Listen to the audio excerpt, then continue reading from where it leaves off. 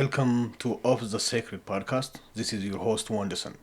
In this podcast, I will summarize and present long classic literature, history, and philosophical works for people in a hurry. This is not meant to replace or substitute reading or reflection, but to stimulate it. Welcome to Of the Sacred podcast. Today we are looking at one of the most powerful sculptures in art history, Moses by Michelangelo Buonarroti, carved between 1513 and 1515 in marble. Let's start with the overall impression. Here are a few views of this commanding statue as it appears today in the Church of San Pietro in Vincoli, Rome. At first glance, Michelangelo's Moses appears still, seated, silent, carved from marble. But the longer you look, the more unsettling it becomes. This is not Moses at rest. This is Moses holding back catastrophe.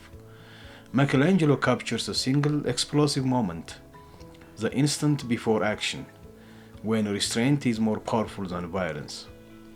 This larger-than-life figure, over 8 feet tall, 254 centimeters, was commissioned in the early 16th century for the tomb of Pope Julius II and now resides in the Church of San Pietro in Vincoli, Rome.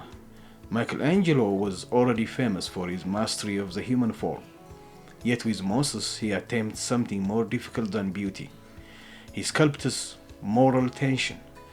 This is not an idealized prophet. It is a leader burdened by law, rage, and responsibility.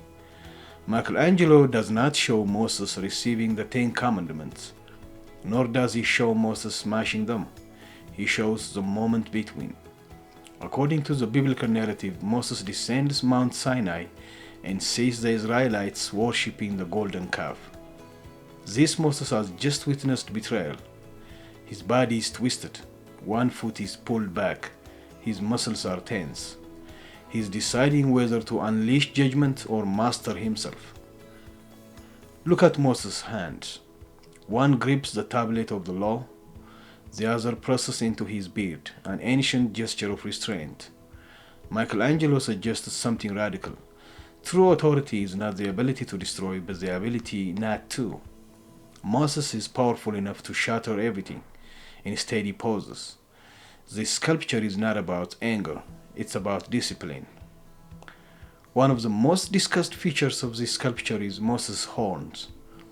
They come from a translation issue in Latin Vulgate Bible, where the Hebrew word for radiant was rendered as horned. Michelangelo keeps them deliberately. Why?